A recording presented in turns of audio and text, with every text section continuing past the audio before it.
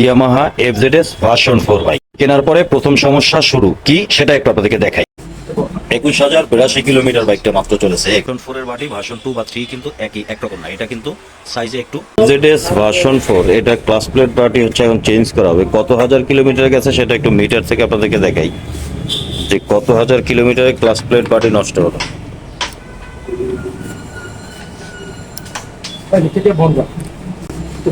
21,082 kilometre বাইকটা মাত্র চলেছে। 21,082 কিলোমিটারে যদি এফজেডএস ভার্সন 4 এর ক্লাস প্লেট এবং হাফ সেন্টার যায় তো বুঝতেই পারতেছেন যে আসলে ক্লাস প্লেট এবং হাফ সেন্টারের যে কোয়ালিটি বা টেম্পার সেটা কতটুকু দিয়েছে তারা। এখন হচ্ছে যে টোটালি হচ্ছে যে ক্লাস সাইডটা খুলে বের করা হবে। ক্লাস সাইডটা খোলার পরে আমরা সেটাও দেখবো যে আসলে কতটুকু ক্ষয় হয়েছে, কিভাবে নষ্ট হয়েছে, কতটুকু নষ্ট হয়েছে আপনাদেরকে একটু দেখাবো। তো ইয়ামাহার এর আগে আমি ইয়ামাহা এফজেড সিরিজের একটা ভিডিও দিয়েছিলাম যেখানে আপনারা অনেকেই সেটাকে পছন্দ করেছিলেন। তো আবারও এই এফজেডএস ভার্সন 4 এর একটু দেখাই যে যেহেতু দেখালাম আপনাদেরকে 21,000 কিলো চলা মিটারে, তো ইঞ্জিন অয়েল ড্রেন দেওয়া হোক, আমরা ইঞ্জিন অয়েল দেখেও বুঝতে পারবো যে আসলে ক্লাস প্লেট বাটি কতটুকু ক্ষয় হয়েছে, ইঞ্জিন অয়েল কন্ডিশনটা কি আছে, এবং ক্লাস প্লেট বাটি খোলা হোক তারপরে সেটা আপনাদেরকে দেখাই।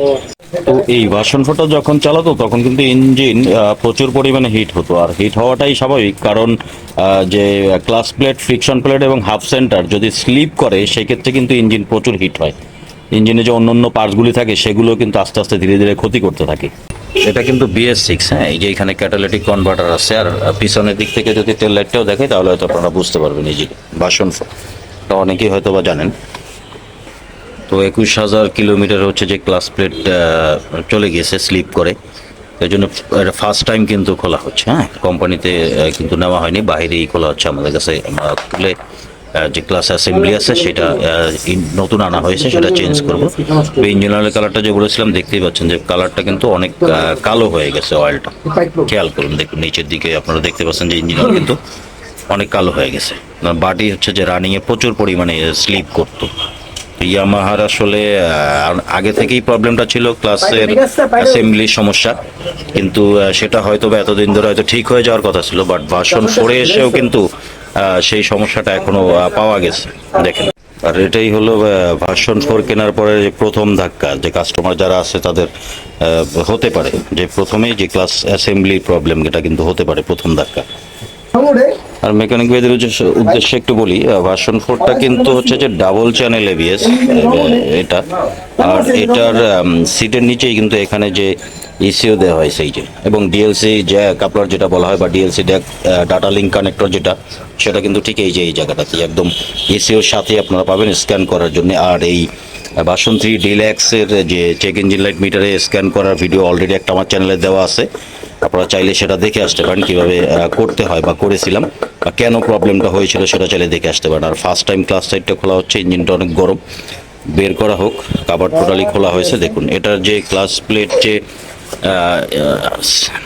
অ্যাসেম্বলি থাকে, ক্লাস অ্যাসেম্বলি যেটা আছে সেটা কিন্তু এর আগে যে এফজেড ভার্সন 3 আছে সেটার মতো না, কিন্তু এইটার যে ক্লাস অ্যাসেম্বলি এটা কিন্তু একটু সাইজ একটু ছোট, আপনারা দেখতেই পাচ্ছেন। তারপরে খোলার পরে আপনাদেরকে ডিটেলস ইনফরমেশনটা আরও গভীরভাবে শেয়ার করব। এটার যে ক্লাস অ্যাসেম্বলি সাইজ থাকে সেটা কিন্তু ছোট, এফজেড ভার্সন 3 থেকে ছোট। ভার্সন 4-এ যেটা ব্যবহার করা হয়েছে বা ভার্সন 2, ভার্সন 3-তে যেটা আছে সেটার থেকে এটার সাইজ অনেকটা ছোট। তো আমি আবারও বলছি মেকানিক ভাইদের উদ্দেশ্যে, ভার্সন 4-এর বাটি ভার্সন 2 বা 3 কিন্তু একরকম না, এটা কিন্তু সাইজে একটু ছোট। ক্লাস প্লেট যে ফ্রিকশন প্লেট এবং ক্লাস প্লেট হাফ সেন্টার আনা হয়েছে সেটা আপনাদেরকে একটু দেখাবো, এবং ক্লাস প্লেট কিন্তু 4টা, এটাতেও 4টা ক্লাস প্লেট, যে ফ্রিকশন প্লেট যেটা বলা হয় আমরা ক্লাস প্লেট বলি, সেটাও কিন্তু 4টা ব্যবহার করা হয়েছে। আর ভার্সন 4 বলে যে ক্লাস সাইডের ভিতরে আহামরি নতুন কিছু দেওয়া হয়েছে, আনা হয়েছে, সেরকমটা না। এফজেড ভার্সন 3, ভার্সন 2 বলেন, সেগুলোতে ক্লাস সাইডে যা যা আছে এটা তো তাই আছে, বাট শুধু ক্লাস প্লেট অ্যাসেম্বলি একটু ছোট সাইজ, আর কিছুই না, ব্যতিক্রম আর কিছুই নেই এখানে। ক্লাস হাউজিং যেটা বড় বাড়ি বলা হয় বলি আর কি আমরা, এইটাও কিন্তু ছোট সাইজে, ছোট ভার্সন 3 বা ভার্সন 2 এর থেকে একটু ছোট। যন্ত্রণা থাকলে এইভাবে খুলবেন, এই যেভাবে এল বাজিয়ে আমি একটু দেখাই। এই যদি আপনাদের কাছে না থাকে, যারা ঢাকার বাইরে কাজ করেন অনেকের কাছে যন্ত্র থাকে না, যদি বাইক যায় সেক্ষেত্রে এইভাবে একটা এল ব্যবহার করে কিন্তু আপনারা খুব ইজিভাবে এটাকে নাটটাকে, বড় নাটটাকে আপনারা খুলতে পারবেন, এই বড় নাটটা। প্লাস যে হাফ সেন্টার থাকে সেটা খোলা হয়েছে, সেটা আপনাদেরকে দেখাই। দেখুন এই যে দেখুন স্লিপ করেছে এবং কতটা ক্ষয় হয়েছে। এই যে দেখুন একটু ডাউন হয়েছে এবং স্লিপ করে, প্রচন্ড স্লিপ করতো। আসলে এটা হচ্ছে যে ফ্রিকশন প্লেট এবং হচ্ছে যে এই যে হাফ সেন্টার যেটা আছে, দেখুন এটা অনেকটাই ক্ষয় হয়ে ডাউন হয়ে গেছে দুই সাইড থেকে। এই যে খেয়াল করুন, ক্লিয়ার ডাউন হয়ে গেছে।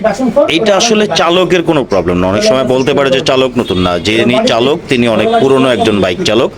দেখুন এটা আসলে মূলত বাডির যে টেম্পার থাকে, মালের টেম্পারটা আসলে কম, যার ফলে এগুলো স্লিপ করে এই যে গর্ত গর্ত হয়ে গেছে। বাটিটা মাত্র খোলা হয়েছে, গরম, ধরতে একটু অসুবিধা হচ্ছে।